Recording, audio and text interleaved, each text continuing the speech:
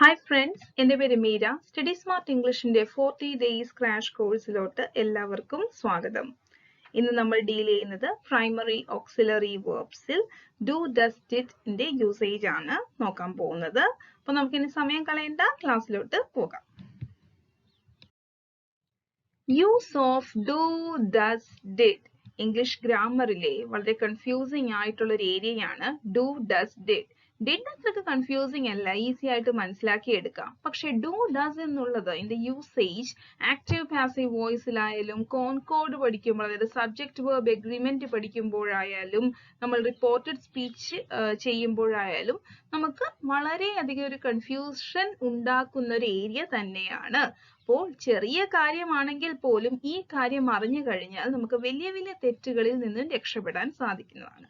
Okay, അപ്പൊ നമ്മൾ ഇന്ന് നോക്കാൻ പോകുന്നത് ഡു ഡസ് ഡിഡിന്റെ യൂസേജ് ആണ്. ഓക്കെ, ഇവിടെ നിങ്ങൾക്ക് 3 എക്സാമ്പിൾസ് കാണാൻ സാധിക്കും. Let's see the examples. The first one is do you come from Kerala. Okay, നമുക്കിവിടെ ഡു കാണാൻ സാധിക്കുന്നുണ്ട്. ഓക്കെ, ആൻഡ് സബ്ജക്ട് ശ്രദ്ധിക്കുക, you. Okay, do we have to cut the grass. ഇവിടെയും ഡു വന്നിട്ടുണ്ട്. ഓക്കെ, വി ആണ് സബ്ജക്റ്റ് ആയിട്ട് വന്നിരിക്കുന്നത്. Okay, do they want to come with us. ഇവിടെയും ഡു ആണ്, സബ്ജക്റ്റ് ദേ ആണ് വന്നിരിക്കുന്നത്. ഓക്കെ, അപ്പൊ ഈ 3 എക്സാമ്പിൾസും ഒന്നുകൂടി നോക്കാം നമുക്ക്. Do you come from Kerala, do we have to cut the grass, do they want to come with us. Okay, ഈ ക്വസ്റ്റ്യൻസ് നോക്കിയപ്പോൾ നമുക്ക് മനസ്സിലായി യെസ് ഓർ നോ ക്വസ്റ്റ്യൻസ് ആയിരുന്നു അല്ലെ. അപ്പൊ ഈ ഡു കൊണ്ടുള്ള ക്വസ്റ്റ്യൻസ് എല്ലാം യെസ് ഓർ നോ ക്വസ്റ്റ്യൻസ് ആണെന്ന് നമുക്ക് മനസ്സിലായി. കാരണം എല്ലാത്തിന്റെ ആൻസർ നമ്മൾ യെസ് അല്ലെങ്കിൽ നോ എന്നായിരുന്നു വരുന്നത്. അപ്പൊ യെസ് ഓർ നോ ക്വസ്റ്റ്യൻസ് ആണ് ഡു കൊണ്ട് ഫോം ചെയ്യുന്നതെന്ന് നമ്മൾക്ക് ഈ എക്സാമ്പിൾസിൽ നിന്നും മനസ്സിലായി. ഓക്കെ, അങ്ങനെയെങ്കിൽ ഇന്നത്തെ സബ്ജക്ട് നോക്കാം. നമ്മൾ ഐ കൊണ്ടുള്ള സെന്റൻസ് എക്സാമ്പിളിൽ ഉണ്ടായിരുന്നില്ല, പക്ഷെ യു കൊണ്ടുണ്ടായിരുന്നു, ദേ കൊണ്ടുണ്ടായിരുന്നു, വി കൊണ്ടുണ്ടായിരുന്നു. ഓക്കെ, അപ്പൊ മെയിൻലി ഈ ഡു ഫോക്കസ് ചെയ്യുന്നത്, ഡു വരികയാണെങ്കിൽ പ്രൈമറി ഓക്സിലറി ഡു ആണ് യൂസ് ചെയ്യൽ. സബ്ജക്ട് എപ്പോഴും ഈ 4 കാര്യങ്ങളായിരിക്കും, I, you, we, they. Okay, അപ്പൊ പ്രൈമറി ഓക്സിലറി ഡു ആണ് യൂസ് ചെയ്യുന്നതെങ്കിൽ സബ്ജക്ട് ഏതൊക്കെയായിരിക്കും എന്ന് നമുക്ക് ക്ലിയർ ആയി കഴിഞ്ഞു. I, you, we, they. Okay, അങ്ങനെയെങ്കിൽ നമുക്ക് അടുത്ത ഒരു സെറ്റ് ഓഫ് എക്സാമ്പിൾസിലോട്ട് പോകാം. ശ്രദ്ധിക്കൂ, does he work with you, does he work with U. ഇവിടെ ഡസ് ആണ് യൂസ് ചെയ്തിരിക്കുന്നത് അല്ലെ. അപ്പൊ ഡസ് ആണ് യൂസ് ചെയ്തിരിക്കുന്നത്. Then what is the subject? എന്താണ് സബ്ജക്റ്റ് ആയിട്ട് കൊടുത്തിരിക്കുന്നത്? ഹി ആണ് സബ്ജക്റ്റ് ആയിട്ട് വന്നിരിക്കുന്നത്. ഹി ആണ് വന്നിരിക്കുന്നത്. ഇവിടെ സെക്കൻഡ് എക്സാമ്പിൾ ശ്രദ്ധിക്കുക. Does she have a car. Does തന്നെ വന്നിരിക്കുന്നു. സബ്ജക്റ്റ് ഷീ ആണ് വന്നിരിക്കുന്നത്. സബ്ജക്റ്റ് ഷീ ആണ്. Okay, now let's move on to the last one. Does it snow in winter.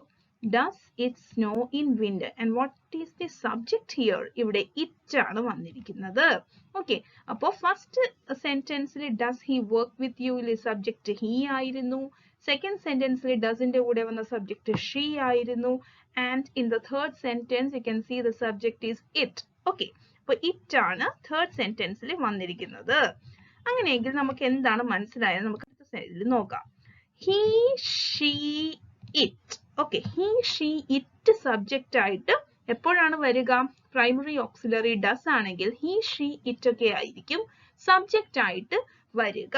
Okay, അത് നമുക്ക് ഈ എക്സാമ്പിളിൽ നിന്നും ക്ലിയർ ആയിരിക്കുന്നു. ഓക്കെ, അങ്ങനെയെങ്കിൽ നമുക്ക് അടുത്ത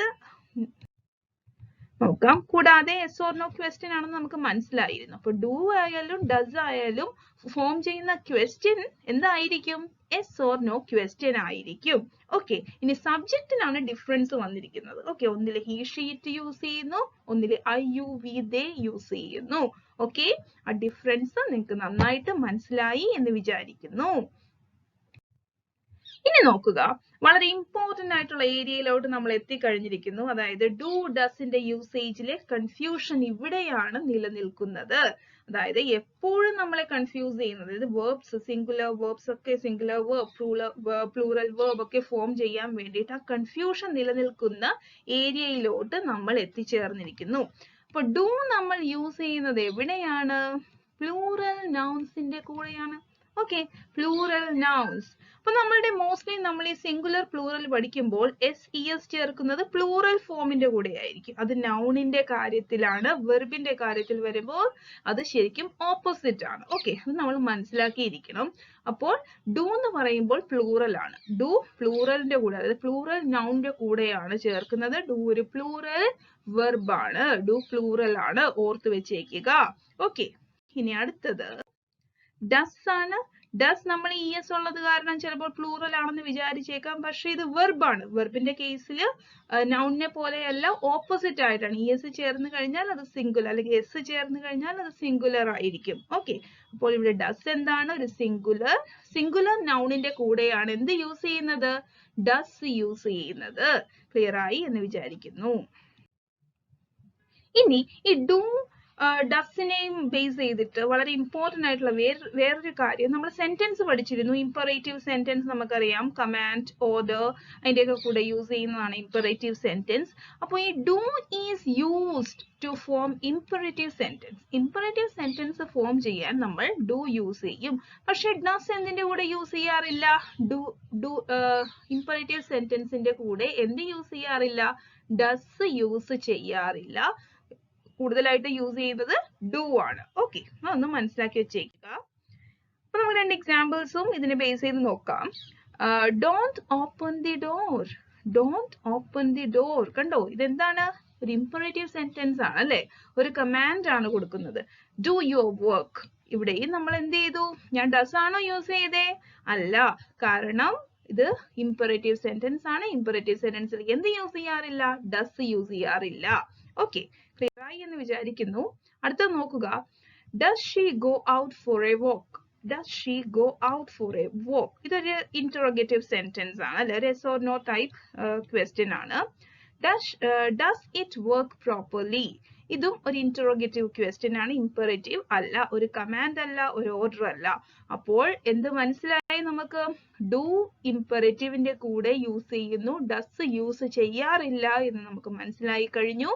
അപ്പോൾ ഇന്നത്തെ ക്ലാസ്സിൽ നമ്മൾ ഡു ഡസിന്റെ യൂസേജ് വളരെ നന്നായിട്ട് മനസ്സിലാക്കിയിരിക്കുന്നു. ഡിഡ് എന്നുള്ളത് പാസ്റ്റ് ടെൻസ് ആണ്. അപ്പൊ അതിന് വളരെ ഒരു വലിയ ഫോക്കസ് കൊടുക്കേണ്ട. ഡുവും ഡസും മനസ്സിലായി കഴിഞ്ഞാൽ ഡിഡ് വളരെ ഈസിയാണ്. ഓക്കെ, ഡിഡ് എന്ന് പറയുന്നത് പാസ്റ്റ് ടെൻസിൽ യൂസ് ചെയ്യുന്നു. ഓക്കെ, സിംഗുലറിന്റെ കൂടെ ആയാലും പ്ലൂറലിന്റെ കൂടെ ആയാലും ഡിഫറൻസ് ഒന്നും ഇല്ല. ഓക്കെ, അപ്പൊ ഈ ഡു ഡസ് എന്നുള്ളത് പഠിച്ചു കഴിഞ്ഞാൽ നമുക്ക് കുറെ കൺഫ്യൂഷൻസ്, അതായത് സിംഗുലർ വെർബ് ഐഡന്റിഫൈ ചെയ്യാനും പ്ലൂറൽ വെർബ് ഫോം ഐഡന്റിഫൈ ചെയ്യാനും ഉള്ള കൺഫ്യൂഷൻ നമ്മുടെ മനസ്സിൽ നിന്നും മാറുന്നതാണ്. നമുക്ക് ഈസി ആയിട്ട് ഓരോ കാര്യങ്ങൾ ചെയ്യാൻ സാധിക്കുന്നതാണ്. ഓരോ ആക്റ്റീവ് പാസീവ് വോയിസിലായാലും കോൺകോർഡിലായാലും റിപ്പോർട്ടഡ് സ്പീച്ചിലായാലും കറക്റ്റ് ആയിട്ട് ആൻസേഴ്സിൽ എത്തിച്ചേരാനായിട്ട് സാധിക്കുന്നതാണ്. അപ്പൊ ഇന്നത്തെ ക്ലാസ് എല്ലാവർക്കും ഇഷ്ടപ്പെട്ടു എന്ന് വിചാരിക്കുന്നു. അങ്ങനെയെങ്കിൽ എല്ലാവരും ലൈക്ക് ചെയ്യുക, കമന്റ് ചെയ്യുക, സബ്സ്ക്രൈബ് ചെയ്യുക. കൂടാതെ ക്ലാസ്സുകൾ ഫ്രണ്ട്സിനൊക്കെ ഷെയർ ചെയ്ത് കൊടുക്കുക. അപ്പോൾ അടുത്ത ക്ലാസ്സിൽ കാണുന്നത് വരെ നന്ദി, നമസ്കാരം.